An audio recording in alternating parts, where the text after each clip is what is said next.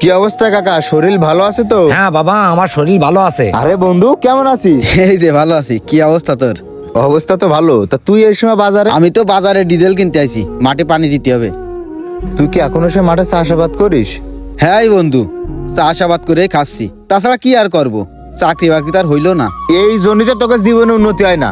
আরে এখনকার বর্তমান সময় কেউ চাকরির পাশ করে শোন, এখনো সময় আছে, নিজের অবস্থানটারে পরিবর্তন কর।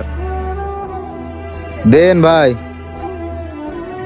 শোন, আমার দুলো ভাই বিদেশ থাকে, ভালো ভালো কটা ভিসা আছে। তুই যদি চাস আমি দুলোবার সাথে কথা বলতে পারি। বিদেশে না গেলি কেউ কোনোদিন উন্নতি করতে পারে না। এই দেখ আশেপাশে যে বিল্ডিং গুলো দেখতেছিস, এই বিল্ডিং গুলো কারা করেছে? চাকরি করে বিল্ডিং করেছে তাই মনে করেছিস তুই? এই বিল্ডিং গুলো করেছে যারা বিদেশ থাকে, তারা করেছে। আমি তো তোর খারাপ চাই না, আমি চাই তুই জীবনে ভালো কিছু কর। এই জন্যই তো তোর আমি বিদেশের কথা বললাম। এখন দেখ যেতে পারিস কিনা। আচ্ছা দেখি কি করা যায়। আরে চার বিল্লা দিয়ে দিছে নে, আমার কাছে খুচরো নেই, তাহলে আমি গেলাম। আচ্ছা ঠিক আছে, যা।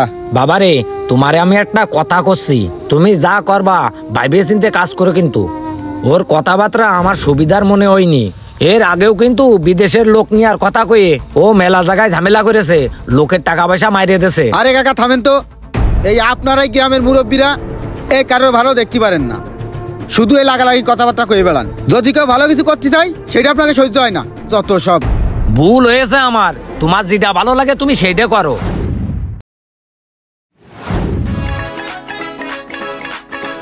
ও মইনুল ভাই, এদিকে কনে গেলেন? আরে আমি একটু কাশেম ব্যাপারী খুঁজে বেড়াচ্ছি, ওর বাড়িও গেলাম, বাড়িও পাইনি। কেন ভাই হঠাৎ করে কাশেম ব্যাপারীর খুঁজতেছেন? কি বিষয়? ওই আমার গরু দুটো বিক্রি করব, এই জন্যই খুঁজে বেড়াচ্ছি। আপনি না সেদিন বললেন আমারে যে কুরবানি হাটে ছাড়া গরু বিক্রি করবেন না, হঠাৎ করে গরু বিক্রি করে দেবেন? কি বিষয়? আরে পাগল, ওই বিদেশে যাওয়ার বিষয়ে একটু কথাবার্তা চলতেছে, এই জন্যই গরু দুটো বিক্রি করে দিচ্ছি। ভাই গরু তো বাড়িটা ঠিক ছিল, এই গরু নিয়ে তো পড়তে হবে না নে। তা গরু তো এটা আমি নিতে পারবেন না, বাড়িটা নিবানে। আরে ভাই পড়তে হবে না, আমি আপনার কলাম না যে দুটো গরু বিক্রি করব। ভাই গরু তো এটা আমার মনে ধরতেছে না, তা আপনি যে দাম বলিলেন ওই দামে তো নিতে পারবেন না, তা এটা কত দেওয়া লাগবে না?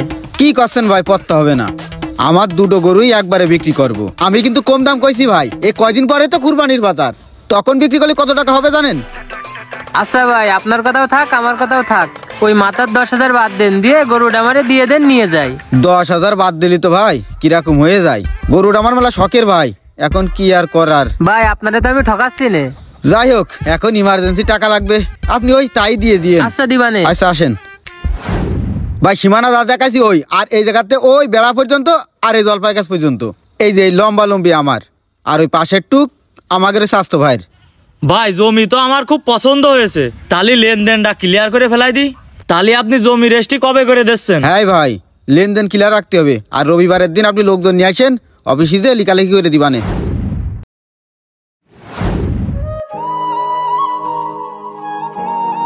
আলামিন। হ্যাঁ কি হয়েছে বল।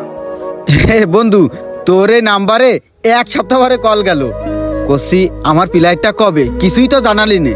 এই বিদেশকে মামু বাড়ির মোয়া যে কলি হয়ে গেল, আর তুই যে একা বিদেশ যাচ্ছিস না, বিদেশ তো আরো লোকজন যাচ্ছে, তা তোর মধ্যে এরকম গজাল আসছে না আমার ফোন দিয়ে, এতবার ফোন দেওয়া লাগে। আর শোন, তোর যদি এতই ব্যস্ত থাকে তাহলে তুই টাকা পয়সা ফেরত নিয়ে নে, আমি তোর বিদেশ নিতে পারবো না, ফোন রাখ।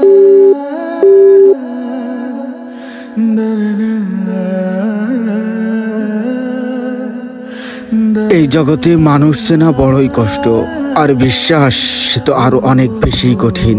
জানি না আজকের এই ভিডিওটা কতজনের জীবনের সাথে মিলে যাবে, তবে হ্যাঁ, এভাবে অনেকেই প্রিয় মানুষ, খুব কাছের বন্ধু, পরিবার, আত্মীয় স্বজনকে বিশ্বাস করে সর্বোচ্চ হারিয়ে দিশাহারা হয়ে গেছেন।